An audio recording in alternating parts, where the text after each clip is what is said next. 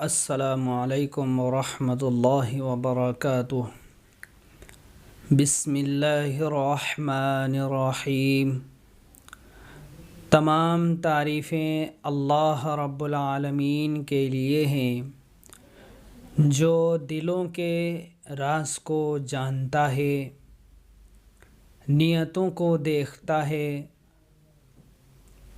تاریخ کو اپنے حکم سے موڑ دیتا ہے، بادشاہوں کو تخت دیتا ہے اور چاہے تو مٹی میں ملا دیتا ہے، جو کمزور کو طاقت دیتا ہے اور طاقتور کو ایک لمحے میں بے بس کر دیتا ہے۔ درود و سلام ہو اس نبی آخر الزمان صلی اللہ علیہ وسلم پر، جنہوں نے ہمیں اندھیروں میں راستہ دکھایا۔ یہ شور کا نہیں شعور کا سفر ہے، یہ لفظوں کا نہیں دلوں کا ہنر ہے۔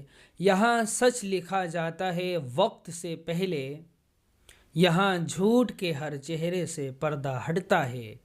نہ دولت کی بات نہ شہرت کا فتنہ، یہ علم کی شمع ہے جو دل میں جلتا ہے۔ TFX اردو کا پیغام بس اتنا سا ہے، جو حق کے ساتھ چلے وہی زندہ رہتا ہے۔ قرآن مجید میں اللہ تعالی ذوالقرنین کا ذکر نہایت عظمت، اختصار اور حکمت کے ساتھ فرماتے ہیں کہ لوگ آپ سے ذوالقرنین کے بارے میں سوال کرتے ہیں تو کہہ دیجئے کہ میں تمہیں ان کا کچھ حال سناتا ہوں۔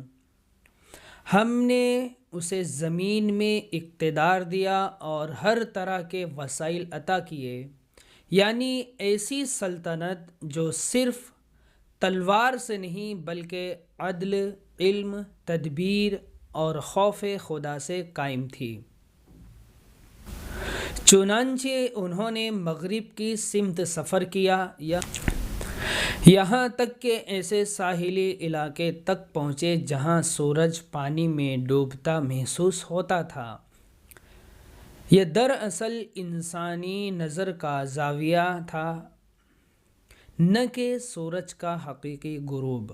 وہاں ایک قوم کو پایا جن کے اخلاق، عقائد اور اعمال بگڑ چکے تھے۔ اللہ نے انہیں اختیار دیا کہ چاہیں سزا دیں یا اصلاح کریں، اور ذوالقرنین نے وہی جواب دیا جو ایک نبی یا ولی کامل دے سکتا ہے کہ ہم ظلم پر سزا دیں گے مگر ایمان والوں کے ساتھ نرمی کریں گے۔ یہ وہ سیاسی فلسفہ تھا جو آج کے جدید آئینوں سے کہیں بلند تھا، کیونکہ اس کی بنیاد اللہ کی رضا تھی، نہ کہ عوامی ووٹ۔ پھر انہوں نے مشرق کی طرف سفر کیا اور ایسے لوگوں تک پہنچے جو تہذیب کی بنیادی سہولتوں سے محروم تھے، نہ گھر، نہ لباس، نہ سایہ، مگر ذوالقرنین نے انہیں غلام بنانے کے بجائے ان کی فطری حالت کو تسلیم کیا۔ یہ اس بات کی دلیل ہے کہ وہ محض فاتح نہیں بلکہ انسانیت شناس حکمران تھے۔ پھر وہ دو پہاڑوں کے درمیان ایسی قوم تک پہنچے جو نہ زبان سمجھتی تھی نہ تہذیب جانتی تھی، اور یاجوج ماجوج کے مسلسل حملوں سے تباہ ہو چکی تھی۔ یہاں ذوالقرنین نے دنیا کی تاریخ کا ایک عجیب ترین دفاعی منصوبہ بنایا جس میں لوہا، آگ اور تانبا استعمال ہوا۔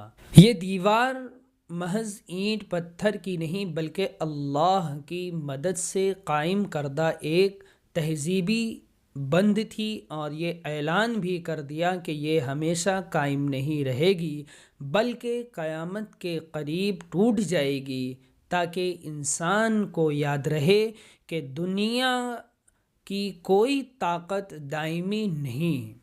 پھر قرآن خاموش ہو جاتا ہے، لیکن تاریخ بولتی ہے کہ ذوالقرنین جہاں گئے عدل پھیلایا۔